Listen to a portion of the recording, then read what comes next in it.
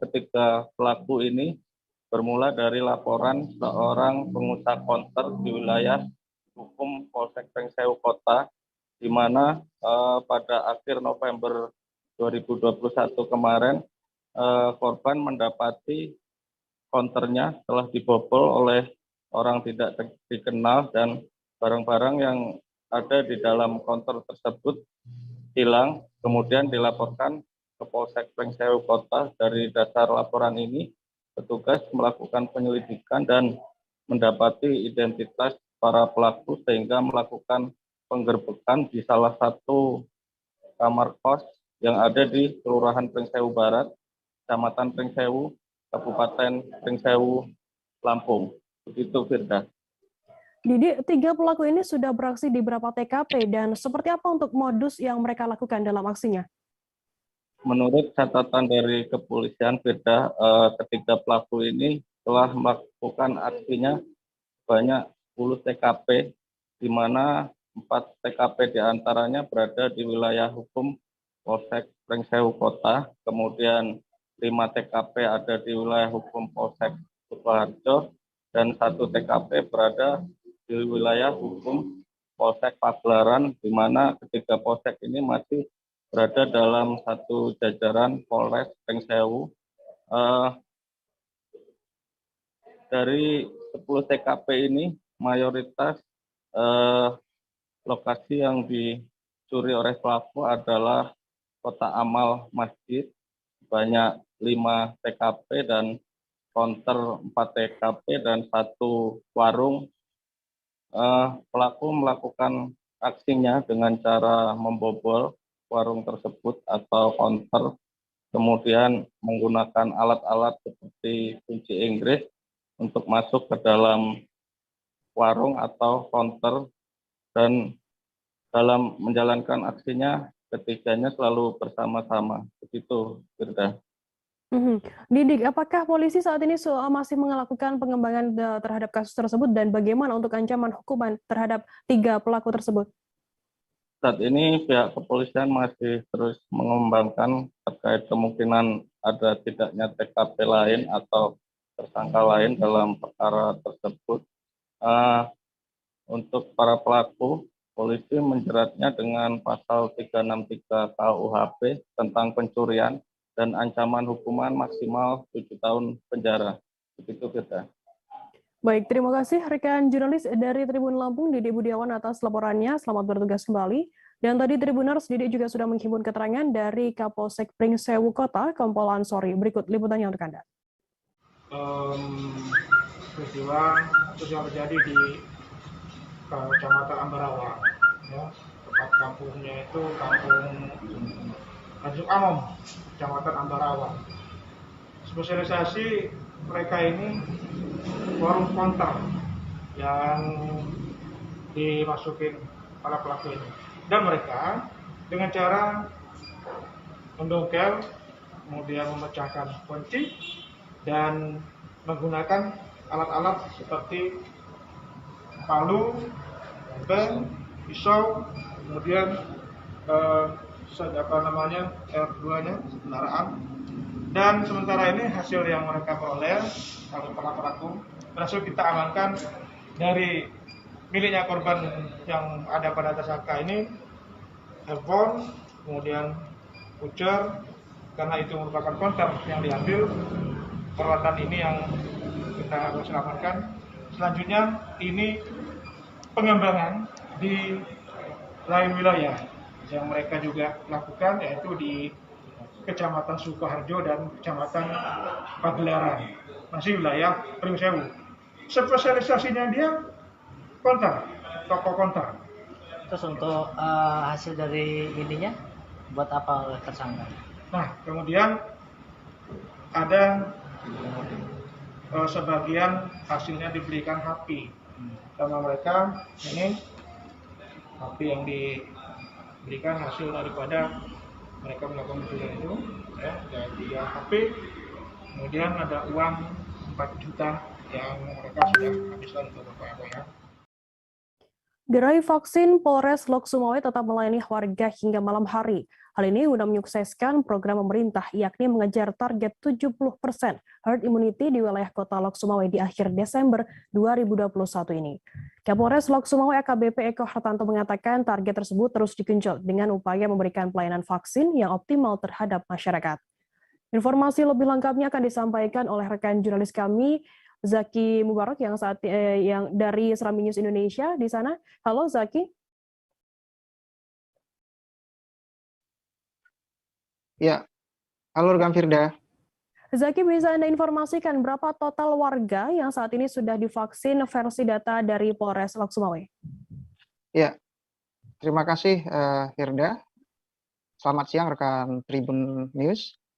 Kami informasikan bahwa saat ini Polres Sumawe sedang gencar-gencarnya melakukan program sukses untuk program vaksinasi di Kota Lok Sumawe. Nah, untuk saat ini Polres Sumawe sudah menyasar warga untuk divaksin di beberapa titik di wilayah Kota Lok Sumawe.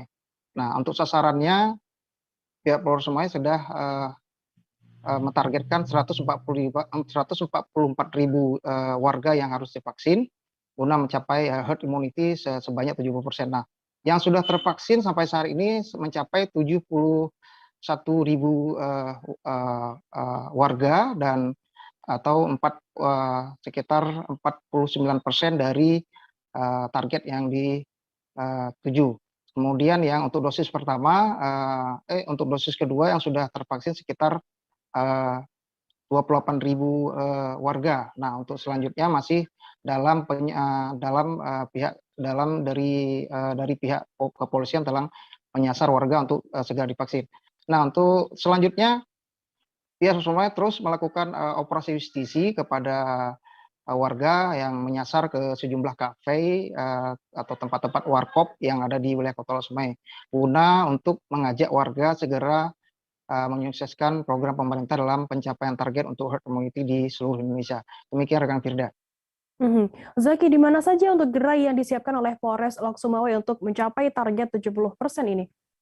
Ya, informasi yang kita peroleh rekan Tribun News bahwa kami informasikan bahwa di wilayah Kota Lok Sumawe ada 4 kecamatan di mana pihak Polres telah membuka gerai pada malam hari, yaitu mulai dari Selasa malam kemarin, bahwa setiap polsek sudah dibuka gerai, yaitu Polsek Blangmangat, Polsek Bayu, Polsek Banda Sakti, Polsek Muara II, dan Polsek Muara I. Kemudian pihak Polres juga gencar melakukan sasaran vaksinasi door to door ke rumah-rumah warga karena untuk mengajak warga segera menyukseskan vaksinasi dari program pemerintah saat ini. Rekan Firda.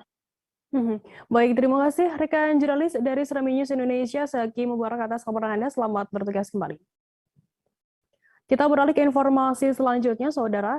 Sebuah minibus terbakar di Jalan Tol Semarang Solo, tepatnya di kilometer 477 di wilayah Desa Kiringan, Kecamatan Boyolali Kota pada Rabu 15 Desember. Mobil tersebut terbakar di jalan tol dari arah Semarang menuju Solo, terjadi sekira pukul 19:25 waktu Indonesia Barat. Informasi lebih lengkapnya akan disampaikan oleh rekan jurnalis kami dari Tribun Solo, ada Triwidodo di sana. Halo Triwidodo. Halo Firda dan Tribunis dimanapun Anda berada. Tri, bisa Anda informasikan bagaimana untuk kronologi peristiwa tersebut terjadi? Iya, Firda, dapat saya informasikan bahwasannya tadi malam sekira pukul 19:15 di Jalan Tol Semarang Solo telah terjadi kebakaran yang menimpa sebuah kendaraan minibus berjenis Nissan Grand Livina dengan plat nomor B1621 SKR yang terjadi tepatnya di Dukuh, Desa Ngagrong, Kecamatan Ampel, Boyolali. Untuk kronologinya sendiri, mobil yang dikendarai oleh Kasno Junaidi 67 tahun ini tiba-tiba menyala atau keluar asap dari bagian mesin mobil, kemudian Kasno Junaidi ini menepikan kendaraan mobilnya sebelum terbakar hebat di jalur tol Semarang Solo, Firda. Triwidodo, apakah sudah diketahui terkait untuk penyebab kebakaran tersebut? Berdasarkan informasi yang kami terima dari Kadit Laka Satlantas Polres Boyolali, bahwasanya kebakaran yang menimpa minibus tersebut diduga akibat terjadinya korsleting listrik pada sistem kelistrikan mobil tersebut, sehingga mobil kemudian terjadi konslet dan menimbulkan percikan api dan lalu menyambar seluruh bagian mobil tersebut, Firda. Bagaimana kemudian saat ini tindak lanjut dari pihak kepolisian sendiri? Apakah sudah dievakuasi begitu untuk mobil tersebut? Iya, berdasarkan informasi dan pemantauan di lapangan, mobil yang dikendarai oleh Kasno Junaidi dan beserta 3 orang penumpang ini sudah dievakuasi dari jalur tol A, yakni jalur Semarang menuju Solo. Adapun untuk akibat kejadian ini tidak ada korban jiwa ataupun luka-luka karena sesaat kejadian sebelum mobil terlumat api hebat, seluruh penumpang berikut sopirnya telah berhasil keluar dari mobil tersebut, Firda. Baik, terima kasih rekan jurnalis dari Tribun Solo, Triwidodo atas laporan Anda. Selamat bertugas kembali. Tribuners, usai jeda kami akan kembali dengan informasi menarik lainnya. Tetaplah di Live Update. Oke, apa kabar Bang Aris di sini untuk strateginya? Kalau saya sendiri di Gimik 37 ini yang semalam baru mulai, saya udah sebenarnya aku nggak ngerasain penangkapan atau penggerebegan atau apapun itu, karena gini loh, posisinya aku kriteria. Jadi kita mengenal disebut dengan stroke yang tidak berdarah dengan stroke yang berdarah. Stroke yang tidak berdarah itu biasanya ditandai dengan adanya penyumbatan. Kalau itu terjadi di sini mungkin pikirnya tidak ke situ kali ya, tapi kalau di Korea atau di Kamboja itu ada beberapa paper yang saya itu Mas, ya, dulunya tukang koran. Oh gitu ya. Tukang koran. Ya, saya baca ya, Pak. Tuh kan pernah baca kan? Ya. Jadi kalau saya jadi tanggam itu udah bersyukur banget. Si anak ini dijadikan sebagai tersangka begitu. Ya, kalau ini kita bicara yang di luar kasus Sebongombo ya. Dengan nama hujan shower, di mana terdapat batas jelas antara daerah hujan dan tidak hujan yang biasanya terjadi pada fase awal mature stage atau tahap berbahaya itu Kang. Jadi mulai artinya terjadinya perlembekan. Nah itu untuk penetrasi akan sulit. Gitu ya. Dok, saya ini menurut saya memang tidak mudah, bukan urusan tanah diambil. Kalau misalnya Amerika Serikat sekarang, Rasulullah mengatakan dalam sebuah hadis bahwa berpuasa di 6 hari Syawal itu. Oke, apa kabar Bang Aris di sini untuk strateginya? Kalau saya sendiri di Gimik 37 ini yang semalam baru mulai, saya udah sebenarnya aku nggak ngerasain penangkapan atau penggerebegan atau apapun itu, karena gini loh, posisinya kriteria. Jadi kita mengenal disebut dengan stroke yang tidak berdarah dengan stroke yang berdarah. Stroke yang tidak berdarah itu biasanya ditandai dengan adanya penyumbatan. Kalau itu terjadi di sini mungkin pikirnya tidak ke situ kali ya, tapi kalau di Korea atau di Kamboja itu ada beberapa paper yang saya itu Mas, ya, dulunya tukang koran. Oh gitu ya. Tukang koran. Ya, saya baca ya, Pak. Tuh kan pernah baca kan? Ya. Jadi kalau saya jadi tanggam itu udah bersyukur banget. Si anak ini dijadikan sebagai tersangka begitu. Ya, kalau ini kita bicara yang di luar kasus Sebongombo ya. Dengan nama hujan shower, di mana terdapat batas jelas antara daerah hujan dan tidak hujan yang biasanya terjadi pada fase awal mature stage atau tahap berbahaya itu Kang. Jadi mulai artinya terjadinya perlembekan. Nah itu untuk penetrasi akan sulit. Gitu ya. Dok, saya ini menurut saya memang tidak mudah, bukan urusan tanah diambil. Kalau misalnya Amerika Serikat sekarang, Rasulullah mengatakan dalam sebuah hadis bahwa berpuasa di 6 hari Syawal itu. Oke, apa kabar Bang Aris di sini untuk strateginya? Kalau saya sendiri di Gimik 37 ini yang semalam baru mulai, saya udah sebenarnya aku nggak ngerasain penangkapan atau penggerebegan atau apapun itu, karena gini loh, posisinya kriteria. Jadi kita mengenal disebut dengan stroke yang tidak berdarah dengan stroke yang berdarah. Stroke yang tidak berdarah itu biasanya ditandai dengan adanya penyumbatan. Kalau itu terjadi di sini mungkin pikirnya tidak ke situ kali ya. Tapi kalau di Korea atau di Kamboja itu ada beberapa paper yang Saya itu Mas, dulunya tukang koran. Oh gitu ya. Tukang koran. Ya, saya baca itu, Pak. Tuh kan, pernah baca kan? Jadi kalau saya jadi Pangdam, itu udah bersyukur banget. Si anak ini dijadikan sebagai tersangka begitu. Ya, kalau ini kita bicara yang di luar kasus Situbondo ya. Dengan hujan shower, di mana terdapat batas jelas antara daerah hujan dan tidak hujan yang biasanya terjadi pada fase awal mature stage atau tahap Berbahaya dewasa. itu Kang. Jadi mulai artinya terjadinya perlembekan. Nah itu untuk penetrasi akan sulit. Begitu, ya. Dok, saya ini menurut saya memang tidak mudah, bukan urusan tanah diambil. Kalau misalnya Amerika Serikat sekarang. Terima kasih Anda masih bersama kami di Live Update. Kita beralih ke informasi selanjutnya, Saudara. Cuaca ekstrim sedang melanda di Indonesia, termasuk wilayah Papua, khususnya Kota Jayapura. Memasuki awal Desember, ketinggian gelombang di pantai sekitaran Kota Jayapura sangatlah tinggi. Hal tersebut membuat para pengelola wisata Pantai BSG berharap agar para pengunjung berhati-hati. Informasi lebih lengkapnya akan disampaikan oleh rekan jurnalis kami dari Tribun Papua. Ada Hendrik di sana. Halo, selamat siang Hendrik. Halo, selamat siang rekan Firda dan juga Tribuners. Hendrik, bisa dijelaskan ketinggian ombak tersebut apakah merusak fasilitas di pantai itu?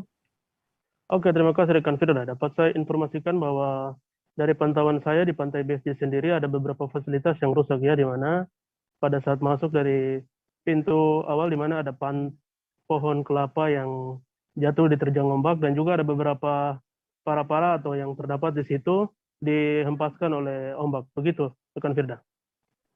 Hingga saat ini, Hendrik, apakah gelombang laut juga masih tinggi dan bagaimana dengan aktivitas di Laut Kota Jayapura saat ini?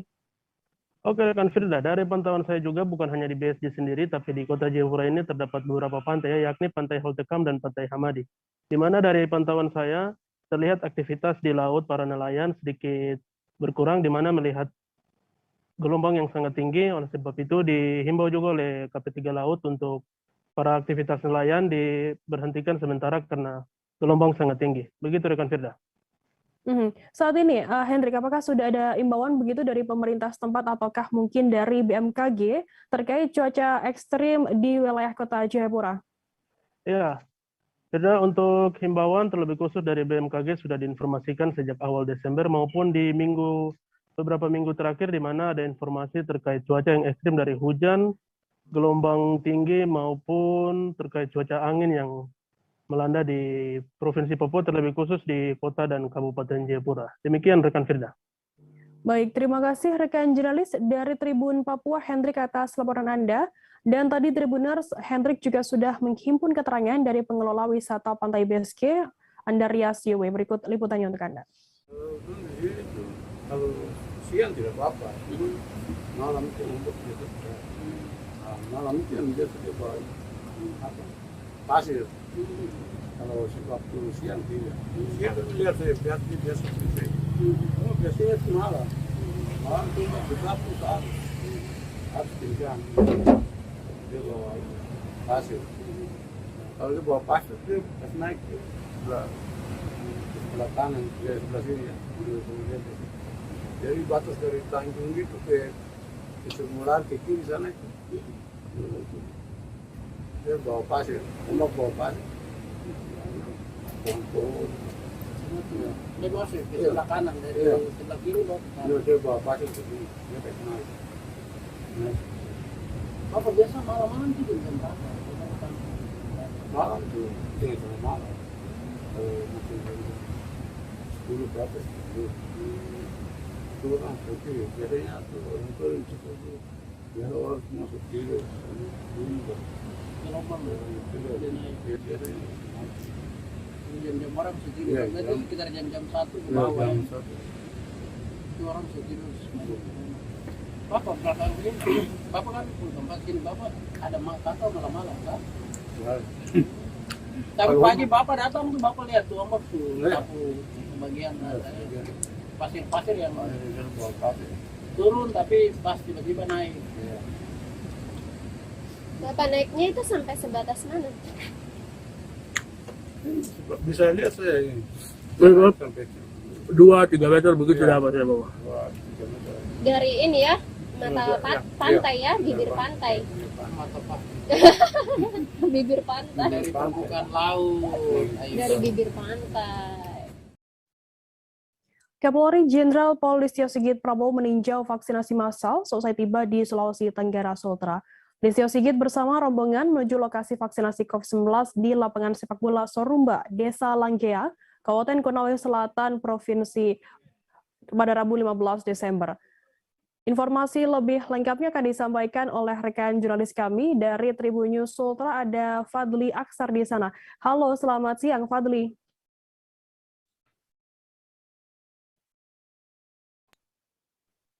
Halo, selamat siang Firda.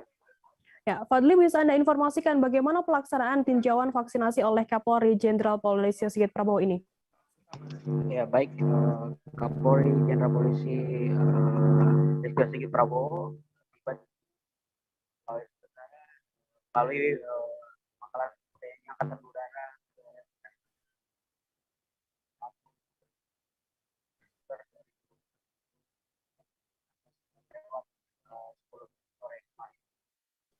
Halo Fadli, bisa lebih diperjelas lagi audio Anda karena kami belum mendengar suara Anda dengan jelas. Ya, halo. Ya, oke, silakan dilanjutkan. Ya.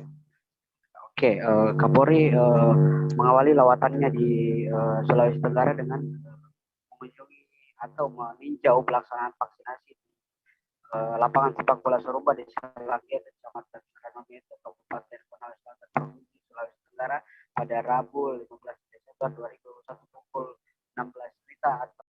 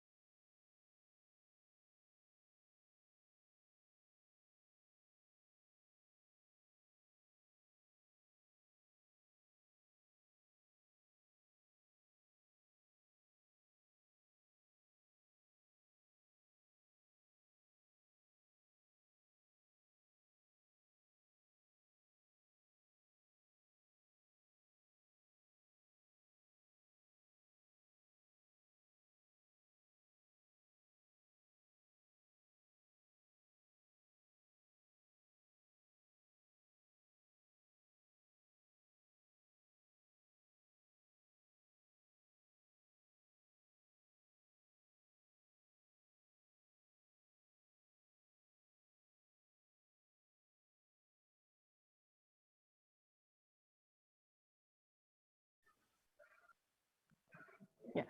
Fadli, bisa Anda lanjutkan kembali tadi penjelasan Anda mengenai pelaksanaan vaksinasi, tinjauan vaksinasi oleh Kapolri Jenderal Polisi Sigit Prabowo di Konawe Selatan ini. ya baik, Kapolri Jenderal Polisi Listio Sigit Prabowo meninjau vaksinasi di satu titik di Kabupaten Konawe Selatan, Desa Langgea, Kecamatan Kanomi,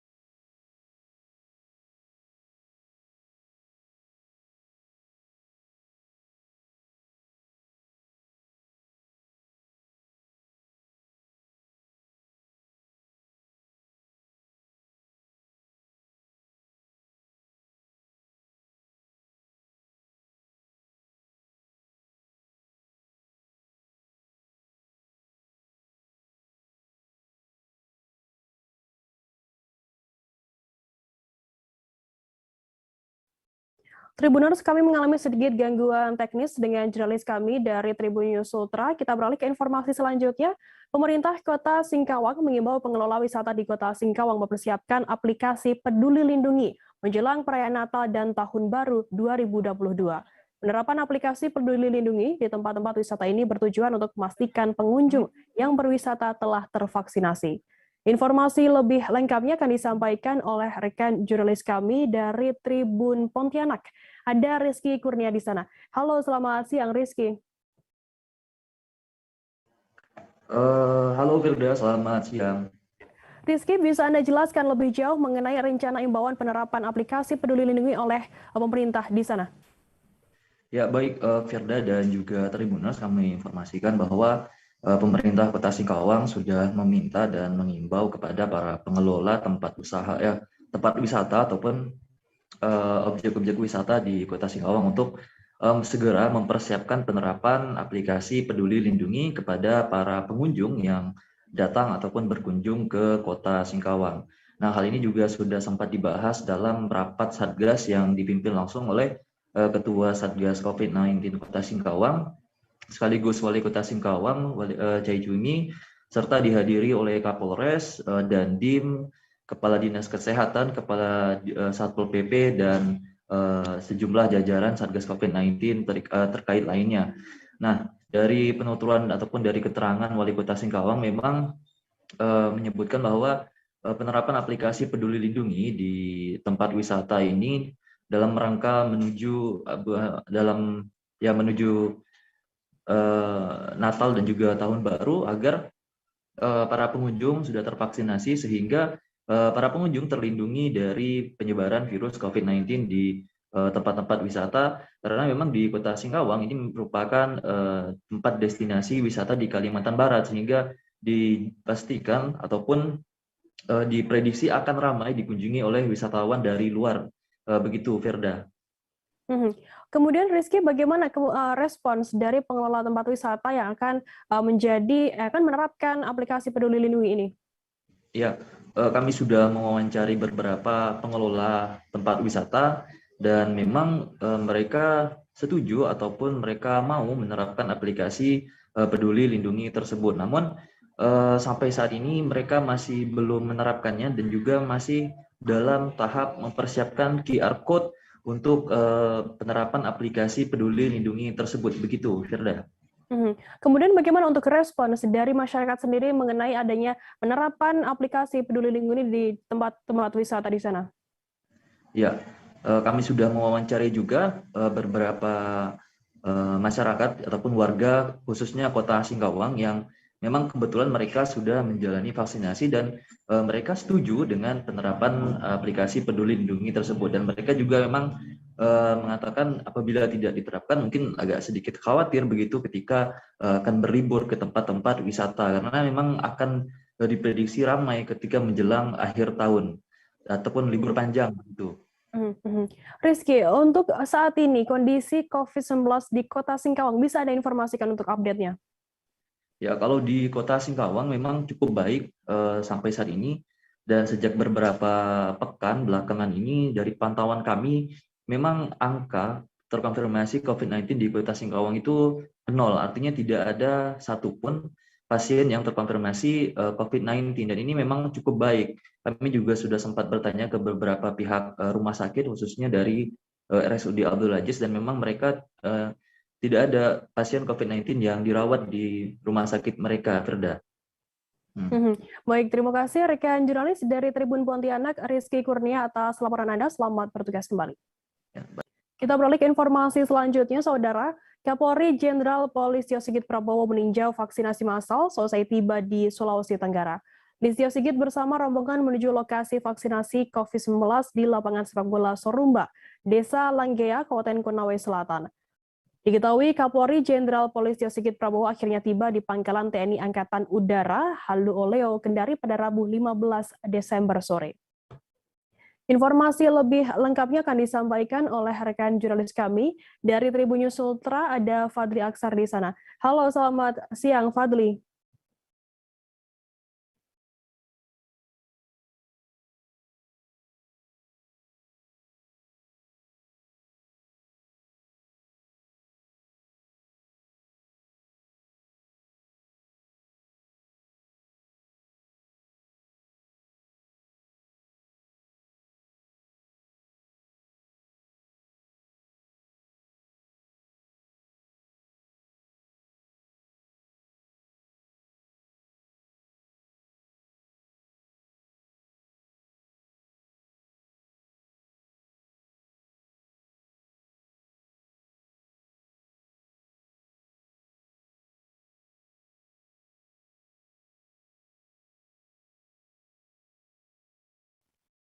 Kita beralih ke informasi selanjutnya, Saudara.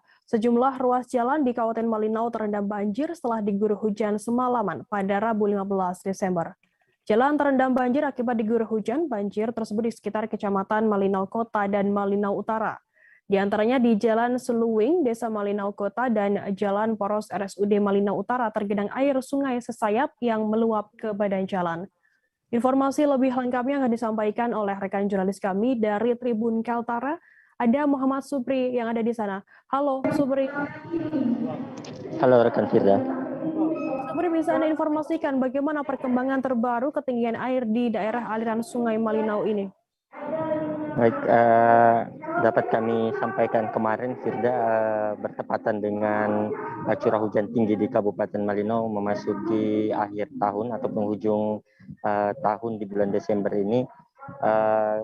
Air sungai meluap ke ruas-ruas jalan karena pada saat itu bertepatan dengan pasang air laut di seputar Sungai Sesayap, wilayah perkotaan Kabupaten Malinau. Bertepatan dengan itu, air laut naik di ruas-ruas jalan, bahkan ada sebagian yang terpantau mulai menyentuh lantai-lantai rumah-rumah warga yang berada di pesisir.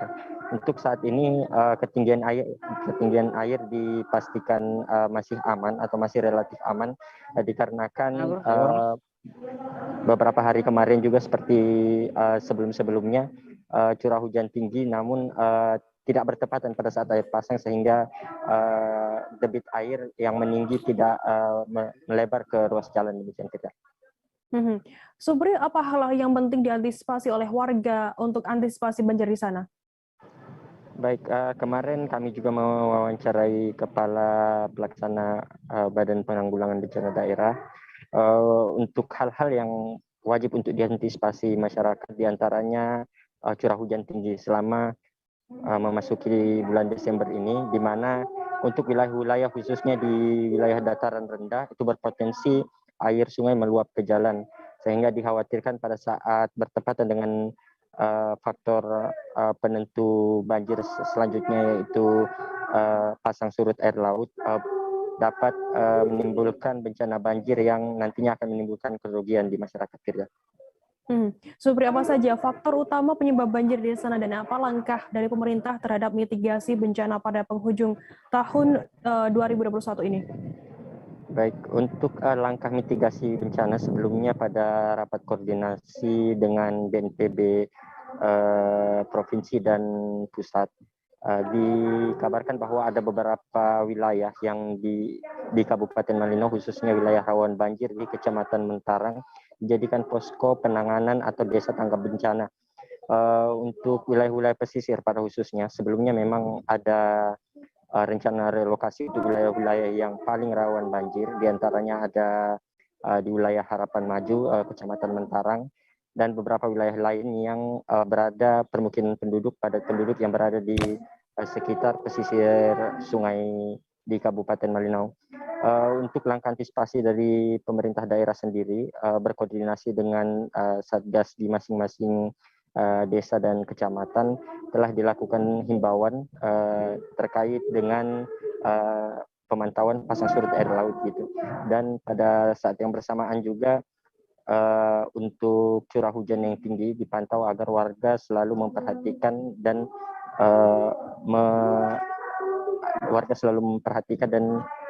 menjaga ketika bepergian menyusuri jalur-jalur sungai.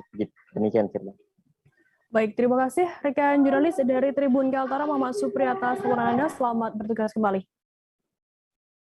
Kita beralih ke informasi selanjutnya, Saudara. Seorang tukang sayur bernama Siti Mualiyah, 28 tahun, asal Lingkar Sewor, RT 4 RW 4, Kelurahan Banjarsari, Kecamatan Cipocok Jaya, Kota Serang, mengaku kehilangan uang sebesar 50 juta rupiah. Uang tersebut ia dapatkan dari pengajuan KUR di Bank Mandiri Unit Baros, Kabupaten Serang, Banten. Rencananya uang tersebut akan ia gunakan untuk modal usaha. Namun belum juga digunakan, uang tersebut justru hilang setelah dicairkan. Informasi lebih lengkapnya akan disampaikan oleh rekan jurnalis kami dari Tribun Banten. Ada Ahmad Tajudin yang saat ini sudah tersambung bersama kami. Halo, Tajudin. Halo rekan Lia. Ya. Halo rekan Ferda. dan Tribuners. Tajudin, bisa Anda informasikan bagaimana untuk kronologi ibu ini yang mengalami kehilangan uang sebesar 50 juta rupiah? Baik, rekan Firda dan Tribuners dimanapun berada, perlu dijelaskan bahwa salah satu warga Kota Serang di mana dia bernama Siti Mualia menjelaskan bahwa dirinya telah kehilangan uang sebesar 50 juta rupiah. Uang tersebut ia dapatkan dari pengajuan KUR atau kredit usaha rakyat di Bank Mandiri Unit Baros Kabupaten Serang. Namun ketika proses pencairan sendiri dilakukan di Bank Mandiri cabang Serang, uang tersebut diduga hilang ketika dirinya mendapatkan telepon dari oknum yang mengatasnamakan dari Bank Mandiri. Ketika mendapatkan informasi bahwa dirinya telah cair uang yang pengajuan KUR tersebut, namun ketika dicek di saldonya tersebut, tiba-tiba uang tersebut hilang dan sudah tidak ada di aplikasi M-Banking miliknya sendiri gitu. Setelah mengetahui bahwa uang tersebut hilang, lalu apa yang kemudian dilakukan oleh Siti Mualia? Baik, untuk informasinya sendiri dari Siti Mualia mengatakan bahwa dikarenakan kejadian itu sangat cepat, di mana ketika proses pencairan itu baru saja dilakukan di Bank Mandiri Cabang Serang dan hanya beberapa menit kemudian uang tersebut tiba-tiba hilang dan beliau merasa panik sehingga hal tersebut kemudian dilaporkan di Polda Banten, di mana saat ini kasus tersebut telah ditangani oleh Polda Banten, Firda. Tajudin, bagaimana kemudian tanggapan dari pihak Polda Banten sendiri dan juga pihak Bank Mandiri atas hilangnya uang dari Siti Mualia ini? Baik, untuk informasi dari Polda Banten sendiri, di sini Kabid Humas Polda Banten sudah dicoba dikonfirmasi bahwa benar saudara Siti Mualia tersebut telah melakukan laporan kepada Polda Banten, di mana laporan tersebut itu tertera pada tanggal 9 Desember 2021. Kemudian untuk saat ini proses dari kasus tersebut, Polda Banten masih melakukan penyelidikan yang dilakukan oleh Ditreskrim Polda Banten atau Ditreskrimum Polda Banten.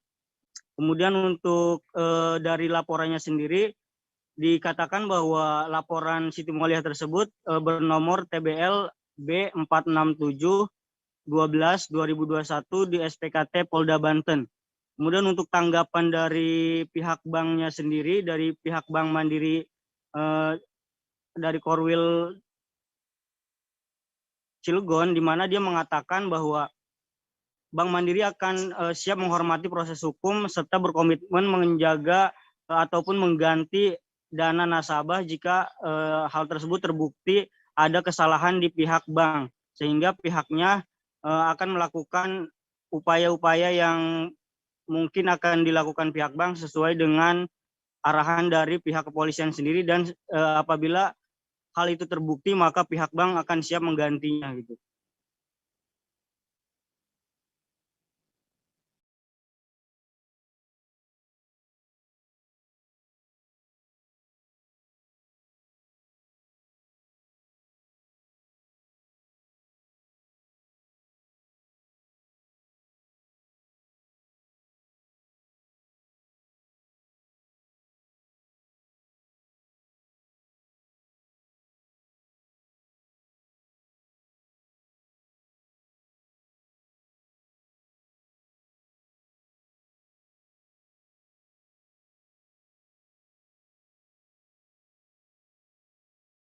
Di tanggal 28 November itu mengajukan kredit usaha rakyat di Bank Mandiri Baros. Nah, setelah itu hari Senin tanggal 6 itu disurvey sama pihak Bank Baros. Dan alhamdulillahnya tanggal 8 itu setelah jam makan siang kira-kira jam 13 ya, itu ada tanda tangan untuk bukti bahwa hari ini akan diadakan pencairan. Namun di cabang Baros itu tidak tersedia kartu fisik. Jadi untuk pengambilan kartu fisiknya itu ATM-nya itu di cabang terdekat, yaitu di Ciceri Mandiri, Ciceri di situ. Nah, langsung dari Baros jam 2 pulang langsung saya menuju ke Ciceri Mandiri Ciceri ya, cabang Ciceri, ketemu dengan CS namanya Pak Reja. Nah, saya menyuruh untuk nulis formulir C itu ya, formulir untuk mendapatkan kartu ATM-nya.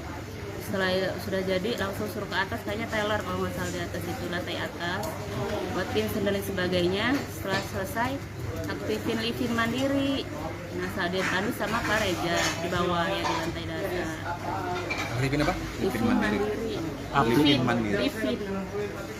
Livin mandiri di situ sama Pak Reja. Nah, setelah dipandu, di sini ada transaksinya juga bahwa sudah itu aktif livin mandiri saya jam 14.44 menit di situ. Nah, itu Pak Reja minta selfie untuk dokumentasi gitu kan bahwa saya pengguna livin mandiri baru gitu. Namun saya juga ajukan pertanyaan, Pak, nantinya ke depannya ada masalah atau apa ya selfie seperti ini dengan latar belakangnya livin mandiri gitu ya. Setelah itu Oke, apa kabar Bang Ariski di sini untuk strateginya? Kalau saya sendiri di Game Week 37 ini yang semalam baru mulai, saya udah sebenarnya aku nggak ngerasa itu penangkapan atau penggerbegan atau apapun itu, karena gitu posisinya aku kriteria. Jadi kita mengenal disebut dengan stroke yang tidak berdarah dengan stroke yang berdarah. Stroke yang tidak berdarah itu biasanya ditandai dengan adanya penyumbatan. Kalau itu terjadi di sini mungkin pikirnya tidak ke situ kali ya, tapi kalau di Korea atau di Kamboja itu ada beberapa paper yang saya itu mas, ya, dulunya tukang koran. Oh gitu ya, tukang koran. Ya, saya baca ya, Pak. Tuh kan, pernah baca kan? Ya.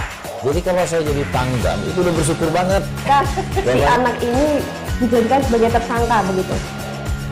Ya, kalau ini kita bicara yang di luar kasus Sebongombo ya, dengan nama hujan shower, di mana terdapat batas jelas antara daerah hujan dan tidak hujan yang biasanya terjadi pada fase awal mature stage atau tahap berbahaya dewasa. itu Kang. Jadi mulai artinya terjadinya perlempekan. Nah itu untuk penetrasi akan sulit gitu ya. Dok, saya ini menurut saya memang tidak mudah, bukan urusan tanah diambil. Kalau misalnya Amerika Serikat sekarang, Rasulullah mengatakan dalam sebuah hadis bahwa berpuasa di 6 hari Syawal itu. Oke, apa kabar Bang Ariski di sini untuk strateginya? Kalau saya sendiri di Game Week 37 ini yang semalam baru mulai, saya udah sebenarnya aku nggak ngerasa itu penangkapan atau penggerbegan atau apapun itu, karena gitu posisinya kriteria. Jadi kita mengenal disebut dengan stroke yang tidak berdarah dengan stroke yang berdarah. Stroke yang tidak berdarah itu biasanya ditandai dengan adanya penyumbatan. Kalau itu terjadi di sini mungkin pikirnya tidak ke situ kali ya, tapi kalau di Korea atau di Kamboja itu ada beberapa paper yang saya itu mas, ya, dulunya tukang koran. Oh gitu ya, tukang koran. Ya, saya baca ya, Pak. Tuh kan, pernah baca kan? Ya. Jadi kalau saya jadi tanggam itu udah bersyukur banget. Si anak ini dijadikan sebagai tersangka begitu.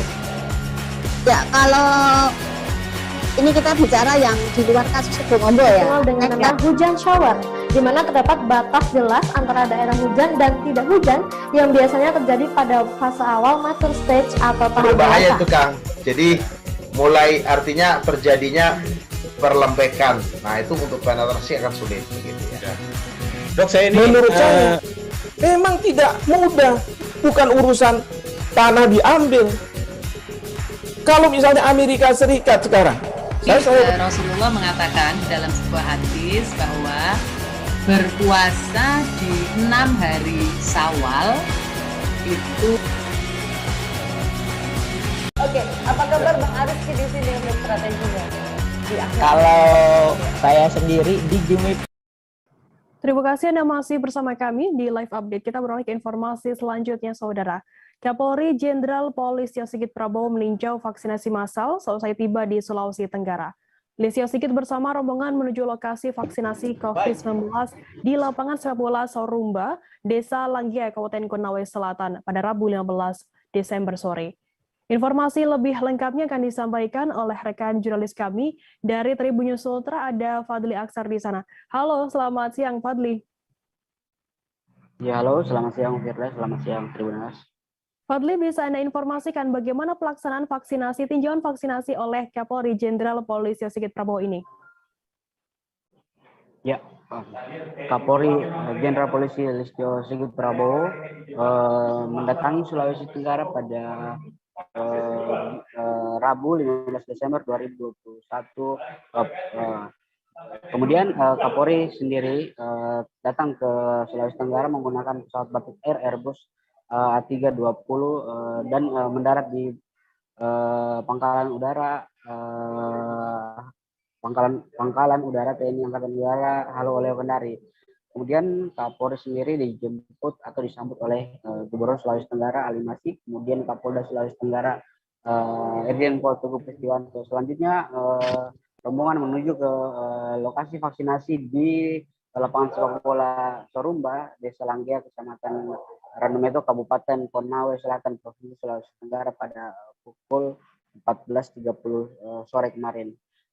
Kapolri meninjau vaksinasi sambil sesekali berdialog dengan peserta vaksinasi. Dirinya bertanya kepada beberapa warga atau beberapa peserta vaksinasi soal mengapa baru kali ini atau baru di bulan Desember ini mengikuti vaksinasi. Namun para warga tersebut menjawab seadanya. Kemudian Kapolri sekitar 5 menit berkeliling di gerai vaksinasi di lapangan Sorumba tersebut, kemudian melakukan video conference dengan beberapa Kapolres di Sulawesi Tenggara. Dalam video conference itu Kapolres berdialog dan menanyakan soal perkembangan percepatan vaksinasi yang dilakukan di beberapa kabupaten kota di Sulawesi Tenggara. Begitu, Firda. Fadli, apa yang kemudian disampaikan oleh Kapolri Jenderal Polisi Sigit Prabowo saat meninjau vaksinasi di sana? Ya, Kapolri setelah melakukan telekonferensi, kemudian melakukan konferensi pers dengan para jurnalis yang meliput saat itu.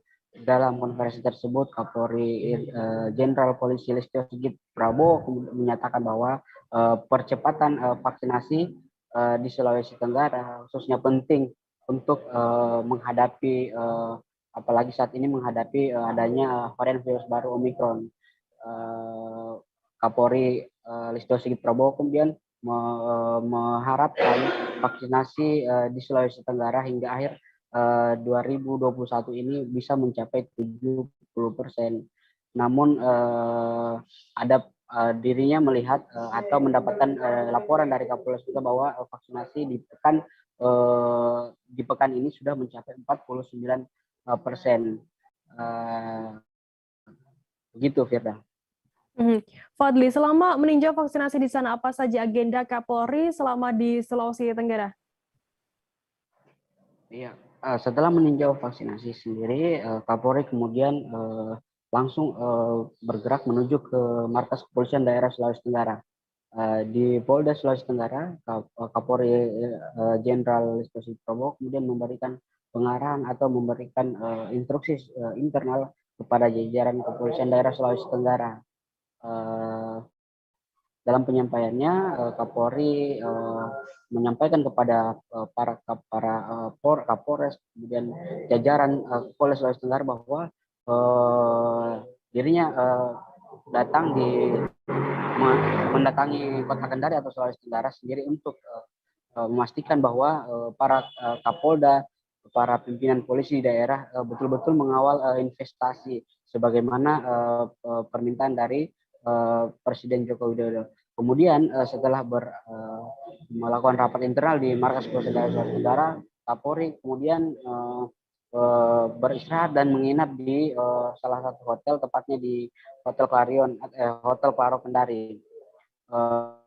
Keesokan harinya atau tepatnya pada Kamis 16 Desember 2021 hari ini, Kapolri kemudian melanjutkan lawatannya di kawasan industri di perusahaan PT VDNI dan PT OSS di Kecamatan Morosi, Kabupaten Konawe, Provinsi Sulawesi Tenggara. Setelah lawatan itu, Kapolri kemudian langsung meninggalkan Sulawesi Tenggara, kemudian balik ke Jakarta. Begitu, Firman. Baik, terima kasih rekan jurnalis dari Tribun News Ultra, Fadli Aksar atas laporan Anda. Dan tadi Tribuners, Fadli juga sudah menghimpun keterangan dari Jenderal Polisi Sigit Prabowo Kapolri. Berikut liputannya untuk Anda.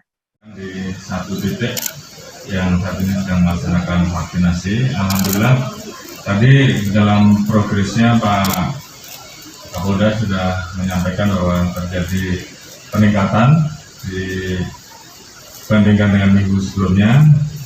Ada peningkatan progres akselerasi vaksinasi sebesar 49%, Pak ya.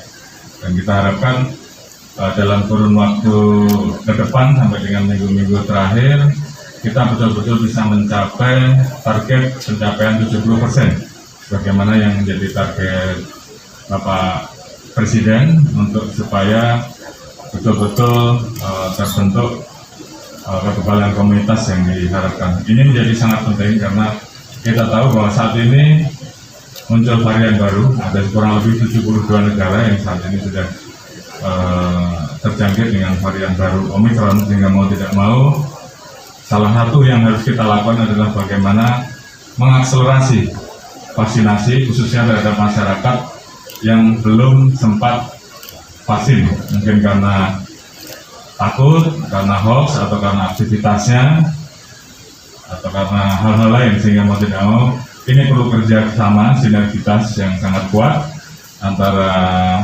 pemerintah daerah, baik tingkat provinsi, kabupaten, dengan TNI, Polri, dan seluruh masyarakat, termasuk juga relawan, sehingga kemudian target kekurangan untuk mencapai 70% ini betul-betul bisa kita kejar. Harapan kita bisa mempertahankan terkait dengan kemampuan kita untuk mengendalikan laju COVID di angka yang saat ini sudah sangat bagus, positivity rate kita di bawah 1, dan kemudian angka-angka kematian dan kur kita juga berada di posisi yang sangat baik. Dugaan money politik di Desa Pasembu, Kecamatan Mahalan, Kabupaten Mamasa, Sulawesi Barat berujung sengkehan terhadap salah satu calon. Salah satu calon kades diketahui bernama Nilawati terpaksa disanggah setelah dinyatakan terpilih pada Pilkades 8 Desember lalu. Hasil Pilkades ini disanggah lantaran diduga syarat money politik setelah salah satu timnya mengajak panitia pemilih calon dengan memberikan uang sebagai iming-iming. Informasi lebih lengkapnya akan disampaikan oleh rekan jurnalis kami dari Tribun Sulbar, ada Samuel di sana. Halo, selamat siang Samuel.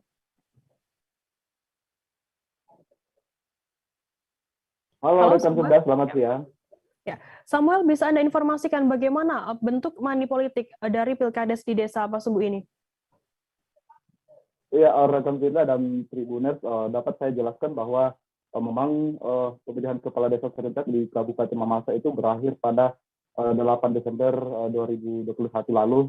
Namun pada proses pemilihan kepala desa ini masih banyak menuai sorotan dan sanggahan dari masyarakat ataupun dari pasangan, maksud saya calon yang tidak dinyatakan tidak terpilih. Nah, pada proses pemilihan kepala desa ini ada 6 kepala desa yang memasukkan sanggahan, termasuk diantaranya adalah Desa Pasembu, Kecamatan Mehalaan, di mana pada proses ini disanggah lantaran diduga syarat money politik, di mana salah seorang tim sukses dari calon petahana itu diduga kuat menyogok salah seorang panitia seleksi tingkat desa. Demikian, rekan Sulbar. Berapa total uang yang diterima oleh panitia untuk memilih calon pasangan tersebut?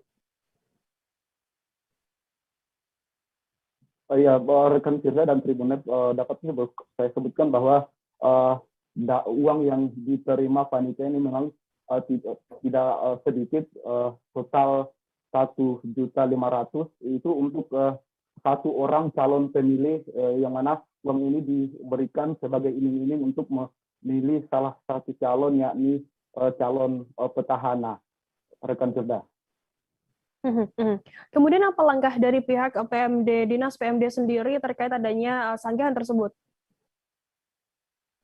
Ya, rekan Firda, bahwa setelah memasukkan sanggahan ini, pihak PMD Kabupaten Mamasa itu menyarankan agar pelapor memasukkan laporan ini kepada pihak Polres Mamasa, di mana pihak PMD mengaku bahwa ini bukan lagi ranah panitia seleksi tingkat kabupaten, karena memang ada indikasi tindak pidana di dalamnya, sehingga memang disarankan untuk melapor ke Polres Mamasa. Namun dari hasil pantauan kami siang tadi bahwa berdasarkan keterangan Kasat Reskrim Polres Mamasa bahwa memang mereka sudah menerima laporan dari warga dan juga saksi yang mana yang menerima uang ini, dan itu akan ditindaklanjuti dengan tentunya dengan melakukan penyelidikan dan memanggil beberapa saksi serta mengumpulkan barang-barang bukti yang berkaitan dengan money politik ini. Begitu rekan Firda. Baik, Tribuners, jurnalis kami tadi juga sudah menghibur keterangan dari anggota Panitia Pilkades Desa Pasembu bernama Guntur. Berikut liputannya untuk Anda. Diberikan merupakan materi oleh salah satu calon yang bernama Nilawati. Pak, buktinya itu berapa jumlahnya, Pak? Angkat-angkat, Pak. 1,5 juta. 1,5 juta itu untuk Bapak sendiri? Untuk saya sendiri. Itu diberikan selaku anggota panitia. Itu katanya untuk apa, Pak? Untuk pencoblosan. Untuk memilih calon, Pak, ya? Iya, untuk memilih calon. Calon nomor berapa, Pak? Panitianya menyatakan panitianya menyatakan ini dana yang diberikan kepala desa coblos sebelah kirinya, Pak. Jadi makanya ini saya bawa ini sebagai bukti. Panitia Pilkades, Pak, ya? Iya. Pilkades yang bagikan uang. Panitia Pilkades. Panitia yang bagikan uang. Panitia yang bagikan. Yang memberikan yang tim. Memberikan tim atas nama Haryadi. Oh, Bapak panitia? Saya selaku anggota panitia. Kalau yang kasih uang apa dia, Pak? Yang bernama Haryadi. Ketua panitia atau? Ketua tim. Ketua tim. Tim calon desa yang bernama Nilawati. Pak, jadi tujuannya ke sini tuh sanggahan atau apa? Iya, memang, Pak, sanggahan. Selanjutnya, Pak, kemana? Sekaligus mau dilaporkan di Polsek. Bapak atas nama siapa, Pak? Saya atas nama Guntur. Iya. Di situ, Pak. Secara kebetulan saya menikah di Desa Pasembu. Panitia, Pak? Iya, panitia. Saya anggota panitia. Wakil Wali Kota Palembang, Fitrianti Agustinda, meninjau secara langsung persiapan bantuan bagi korban banjir yang ada di Sukawinatan, tepatnya di Kompleks Geria Buana Indah 2 dan Geria Mutiara Rabu 15 Desember. Diketahui banjir yang melanda sebanyak 200 kakak ini telah berlangsung selama hampir 2 bulan. Banjir pun melanda permukiman warga yang awalnya sedikit lalu ditambah curah hujan tinggi hingga merendam rumah warga. Informasi lebih lengkapnya akan disampaikan oleh rekan jurnalis kami dari Tribun Sumsel. Ada Sri Hidayatun di sana. Halo Sri. Halo Firda. Ya, Sri, bisa Anda informasikan bagaimana saat ini kondisi banjir di 2 kompleks tersebut? Iya Firda, berdasarkan hasil pantauan kami di lapangan tadi, saat ini arus air sudah mulai surut. Maksud saya ketinggian air sudah mulai surut dari sebelumnya, karena dari sebelumnya itu banjir ini sudah merendam perumahan warga selama hampir 2 bulan. Terlihat juga aktivitas warga sudah mulai membersihkan rumah-rumahnya, sudah mulai kering akibat terendam banjir ini. Nah, banjir yang merendam ratusan rumah warga ini akibatnya membuat warga tidak bisa beraktivitas selama hampir 2 bulan belakangan ini, Firda. Sri, sebenarnya apa penyebab dari terjadinya banjir yang melanda di sana selama hampir 2 bulan ini? Oh ya, berdasarkan informasi yang kami himpun, memang awalnya banjir ini terjadi pada awal bulan Oktober lalu. Awalnya ini banjir ini hanya merendam di area sekitar rumah warga, di luarnya saja. Namun ditambah dengan curah hujan tinggi, lama-kelamaan banjir ini merendam rumah warga. Puncaknya itu pada bulan November kemarin, rumah warga itu sudah dimasukin air sampai setinggi lutut orang dewasa. Dan diketahui setelah diselidiki ternyata penyebab dari banjir ini adalah drainase yang tidak berfungsi, Firda. Dari drainase ini ada di Sungai Sedapan yang bersebelahan dengan TPA Sukawinatan.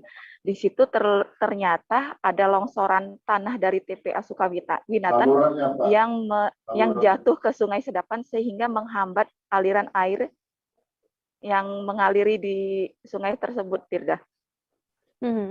Kemudian saat ini apa yang sudah dilakukan oleh pemerintah setempat untuk mengatasi adanya banjir yang sudah melanda daerah tersebut selama hampir 2 bulan ini?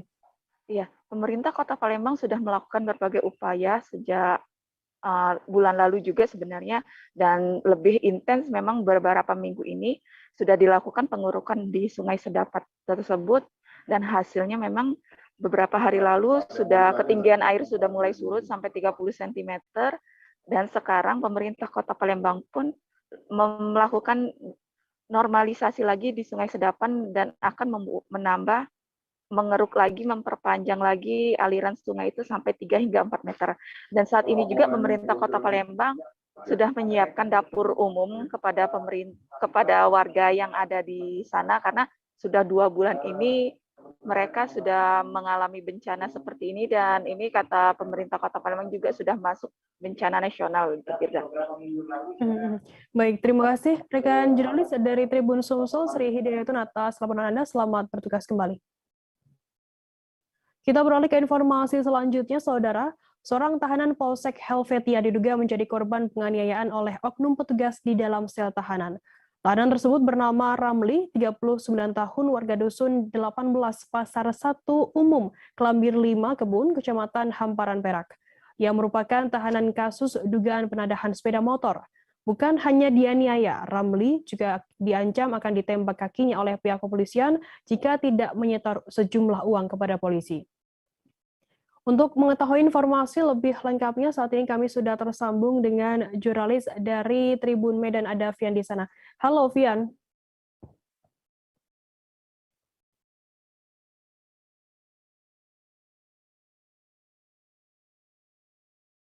Halo, selamat siang, Vian.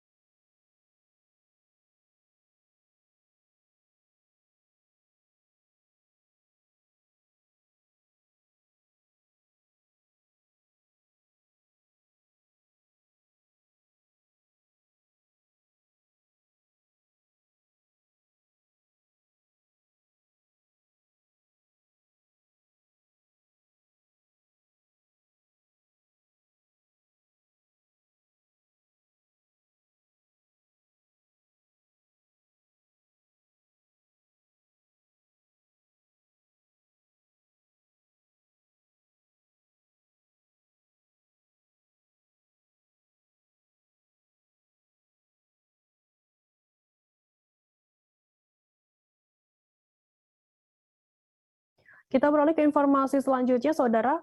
Warga di Kampung Benteng, Kecamatan Ciampea, Kabupaten Bogor dikagetkan dengan seekor ular piton di lubang kloset kamar mandi rumahnya. Komandan Regu 1 Tim Rescue Damkar Kabupaten Bogor Armandianto menceritakan, awalnya pemilik rumah curiga dengan kondisi kamar mandinya.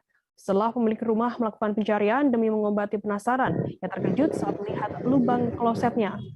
Di dalamnya ditemukan seekor ular yang ternyata berjenis ular piton. Untuk mengetahui informasi lebih lengkapnya, saat ini kami sudah tersambung dengan jurnalis dari Tribun Bogor, ada Naufal Fauzi di sana. Halo, Naufal. Halo, Firda.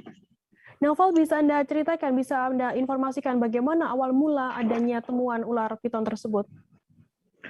Baik, Firda dan juga rekan Tribuners, bahwa terkait temuan ular piton di lubang kloset di wilayah Ciampea, Kabupaten Bogor, ini berawal dari kecurigaan dari pemilik rumah bernama Pak Ihsan.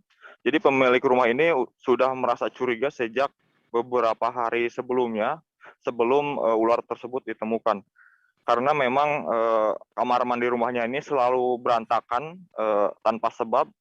Dan Pak Ihsan ini kemudian melakukan pengecekan berulang kali sampai akhirnya dia menyadari dan dikejutkan dengan adanya ular di lubang kloset yang ternyata ular berjenis ular piton. Sampai akhirnya beliau pun pada saat malam hari, karena disadarinya malam hari, dia langsung menelpon tim rescue damkar Kabupaten Bogor untuk melakukan evakuasi ular tersebut. Demikian. Naufal, bagaimana untuk proses evakuasi dari pihak damkar sendiri? Baik, pihak damkar sendiri mengaku mendapat laporan temuan ular piton di lubang kloset kamar mandi di Ciampea ini malam hari jelang tengah malam, dan malam itu juga pihak tim rescue terjun ke lokasi untuk melakukan penanganan sampai tengah malam. Yang mana petugas yang diterjunkan ini sebanyak 5 orang dilengkapi dengan peralatan khusus dan juga pengamanan, dan petugas juga sempat merasa kesulitan karena ular piton ini sempat masuk ke lubang yang mengarah ke arah septic tank, sehingga akhirnya petugas juga terpaksa membongkar WC tersebut untuk mengevakuasi ular tersebut, dan proses evakuasi ini memakan waktu hampir 1 jam sampai akhirnya evakuasi berhasil dilakukan dan ular tersebut baru didapati dan diperkirakan panjang itu mencapai 3 meter, demikian. Sementara saat ini dibawa kemana ular piton tersebut? Baik, terkait tangkapan ular piton ini, pihak petugas tim rescue damkar Kabupaten Bogor mengevakuasi dan membawanya ke tempat penampungan satwa hasil tangkapan tim rescue, karena tim rescue damkar Kabupaten Bogor ini juga memiliki fasilitas tempat penampungan satwa hasil tangkapan mereka, dan biasanya mereka juga berkoordinasi dengan pecinta satwa atau pencinta reptil agar nantinya satwa hasil tangkapan ini bisa dirawat oleh para pencinta reptil. Demikian. Baik, terima kasih rekan jurnalis dari Tribun Bogor, Naufal, atas laporan Anda. Selamat bertugas kembali. Kita beralih ke informasi selanjutnya, Saudara. Seorang tahanan Polsek Helvetia diduga menjadi korban penganiayaan oleh oknum petugas di dalam sel tahanan. Tahanan tersebut bernama Ramli, 39 tahun, warga Dusun 18, Pasar 1 Umum, Kelambir 5 Kebun, Kecamatan Hamparan Perak. Ia merupakan tahanan kasus dugaan penadahan sepeda motor. Bukan hanya dianiaya, Ramli juga diancam akan ditembak kakinya oleh oknum polisi tersebut. Informasi lebih lengkapnya akan disampaikan oleh rekan jurnalis kami dari Tribun Medan, ada Vian di sana. Halo Vian, selamat siang. Ya, halo rekan Firda, selamat siang. Vian, bisa Anda informasikan bagaimana keterangan dari istri tahanan sendiri yang mengaku diperas dan diancam ditembak oleh oknum polisi ini? Ya, baik rekan Firda dan juga pemirsa di rumah. Kemarin istri tahanan Polsek Medan Helvetia ini tiba-tiba mendatangi Polrestabes Medan untuk mengantarkan surat aduannya ke Propam Polda Sumatera Utara.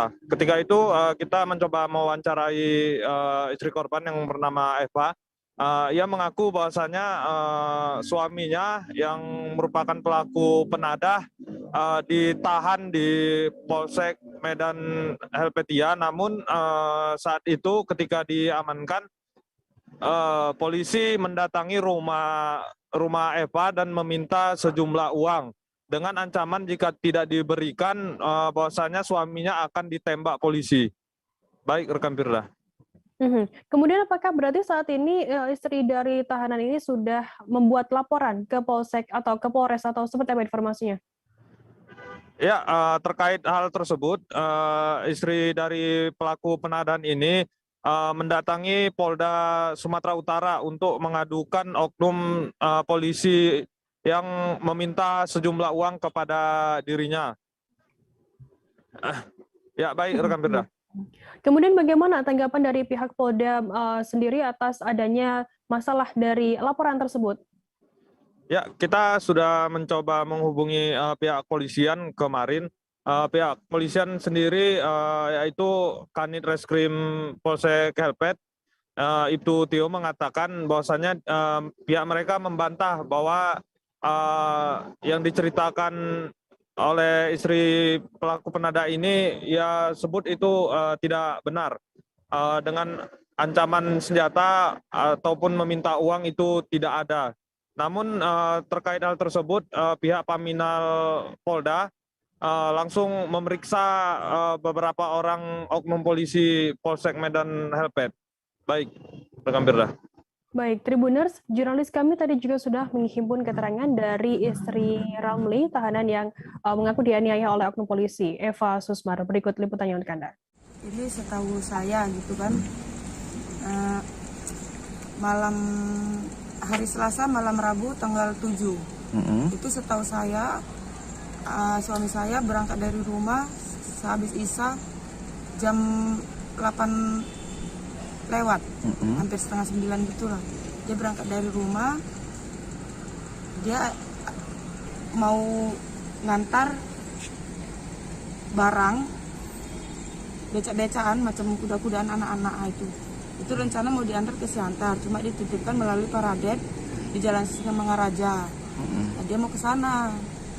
Jadi pas jam 9 itu saya hubungi kok terus HP nggak aktif. Terus saya hubungi sampai jam 11 malam atau jam 12 gituan lah. Ponaan datang ke rumah, ngabarin kalau paliknya atau suami saya itu ketangkap. Dia dapat kabar dari ada kawan dekat suami saya, dia dapat kabar dari dia. Cuma saya belum jumpa sama ini yang ngabari ponaan, belum jumpa sama dia itu dari mana gitu taunya kan gitu. Jadi sampai di situ ya namanya dengar suami kayak gitu saya ya nangis atau apa kan gitu. Jadi saya lapor langsung ke penanganan adat di situlah, ketua adat di kampung kami. Jadi dia menyarankan coba aja ibu ke ini katanya kan, pulang dulu ke rumah, kan saya ke rumah dia. Itulah karena udah malam, kita tunggu aja sampai besok kayak mana kabarnya. Ya siapa tahu itu iya atau enggak kan gitu. Jadi kami tunggu sampai ya kalau saya sudah jelas sampai pagi nggak ada tidur kan. Namanya nunggu suami apa betul apa enggak kan gitu.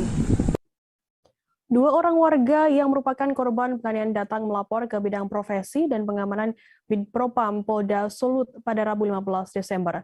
Kedua warga tersebut masing-masing bernama Bagas 20 tahun dan Saipul atau Ipul 30 tahun warga Kecamatan Tuminting, Kota Manado, Sulawesi Utara. Keduanya melapor ke Polda Sulut atas dugaan pengeroyokan dan penganiayaan oleh sekelompok oknum yang diduga mengaku sebagai anggota tim Densus 88. Informasi lebih lengkapnya akan disampaikan oleh rekan jurnalis kami dari Tribun Manado, ada Andreas Ruwawe yang saat ini sudah tersambung bersama kami. Halo Andreas. Oke, halo Firda. Ya, Andreas, bisa Anda informasikan berdasarkan informasi dari pihak dari korban sendiri, bagaimana untuk kronologi pengeroyokan tersebut terjadi? Iya, kejadian berawal dari mereka sedang berada di area Tugu Adipura, Kecamatan Mapanget, Kelurahan Paniaki, Kota Manado, pada Senin kemarin pada malam hari. Nah, di situ mereka sedang berada di mobil, sedang menggunakan smartphone. Tiba-tiba, menurut pengakuan korban itu tiba-tiba ada sekelompok orang yang datang menyeret keluar mobil, kemudian membawa mereka ke suatu tempat dan mengeroyok para korban di satu tempat itu. Dan salah satu korban mendengar pengakuan menanyakan ini dari mana, terus salah satu penganiaya tersebut mengaku dari anggota kepolisian. Nah, dan ini masih sedang diselidiki juga ya. Dan sudah diberikan laporan polisi ke Bidpropam Polda Sulut. Gitu kira-kira Firda. Kemudian bagaimana untuk kondisi dari kedua korban yang mengaku mendapatkan menjadi korban pengeroyokan ini? Iya, jadi keduanya mengalami